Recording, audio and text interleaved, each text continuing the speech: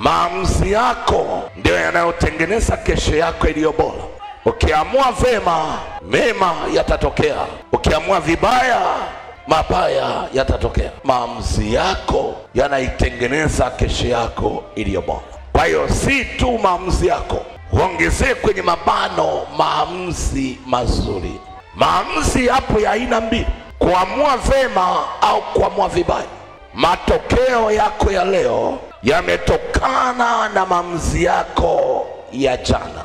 Kwa hiyo maamuzi yako yanaitengeneza kesho yako iliyo bora. Kitabu cha Isaya 1:19. Isaya 1:19. Angalia Mungu anachosema. Haleluya. Najua kila mmoja anatamani mema yawe juu yake. Nataka ujiandae kwenye maamuzi yako unayotaka kuamua leo, kesho. Ujue ndio ambayo yatapelekea kufurahia ule mwaka unaokuja wa agano kati yako na Mungu. Na ninapoongea dakika hii kuna wengine walishaamua vibaya. Lakini Mungu ananiambia hata kama ulishaamua vibaya, amua vizuri leo. Haleluya. Kitabu cha Isaya 1:19. Kama mkikubali na kutii, mtakula mema ya nchi. Kukubali ni maamuzi na kutii ni maamuzi. Matokeo ya kukubali na kutii yanakuletea kula mema ya nchi, na kukataa kukubali na kutii kunakuletea kutokula mema ya nchi. Kwa hiyo maamuzi yako unayoamua leo yakifungashwa na utii ndani yake, unatengeneza mema ya nchi ya kusogelee na yaweze kuwa sehemu ya maisha yako. Sasa unapoanza kutembea kwenye mema ya nchi, watu wengi watashangaa umewezaje kufikia mema ya nchi. Na ndicho kinachopelekea watu wanene mabaya kinyume na Mungu na imwabudu. Kwa sababu wakati unafanya maamuzi ya kukubali na kutii, aliyefanya maamuzi si mwingine, ni wewe. Hayo maamuzi yamepelekea wewe kula mema ya nchi. Wanachokiona ni mema ya nchi yakiwa juu yako, lakini hawajui gharama uliyopitia ya kukubali na kutii.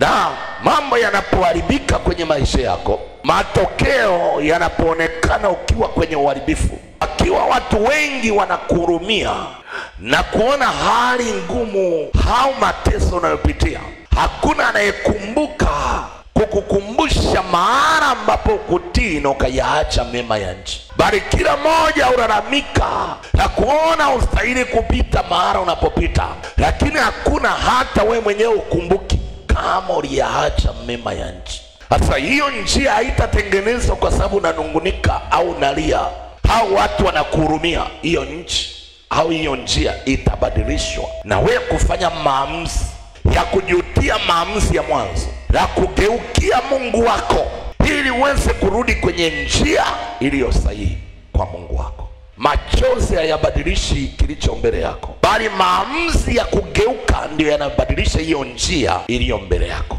Kama umeamua kutembea kwenye hiyo njia, hata kama ungekuwa unalia na kuzimia, haitabadilisha hiyo njia yaliyo mbele ya hiyo njia yasitokee kwako. Kitakachokusaidia yasitokee kwako ni kufanya maamuzi ya kuigeukia hiyo njia uliyoiacha na kuachana na hiyo njia iliyojaa mabaya. Kuna watu wananielewa?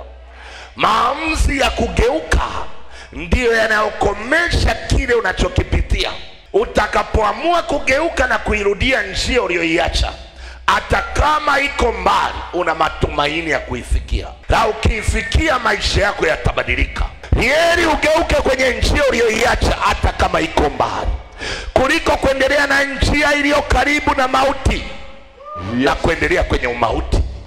Ukikubali na kutii, utakula mema ya nchi. Unapogeuka, malaki unamwambia Mungu, niruhusu kusikia sauti yako, niweze kutembea na wewe kama unavyotaka. Kwa hiyo utaiona iko mbali, lakini kwa Mungu iko karibu. Amen. Maana ukisha kuwa karibu na Mungu na kukubali na kutii, kuna mbawa za tai zinaweza kubeba ukuwaisha kwenye hiyo njia. Nasema kuna mbawa za tai, unaweza ukapewa ukaruka kama tai. Walipotegemea utembee mwezi mzima, ukapewa mbawa za tai na ukatembea siku moja. Amngojai Bwana hatazimia, bali atapewa nguvu mpya. ataruka kama tai. Nasema utaruka kama tai. Ukikubali na kutii na kuigeukia njia ya Bwana. Yes. Mema ya nchi ni ya kwako. Amen. Hallelujah. Amen. Usione njia unaipita hata kama ina unafuu kwako, lakini kama si ya Bwana, fanya maamuzi leo. Yes. Fanya maamuzi leo. Amen. Fanya maamuzi leo. Amen. Fanya maamuzi leo. Amen. Usisahau maamuzi yako ndio kesho yako iliyo bora. Yes.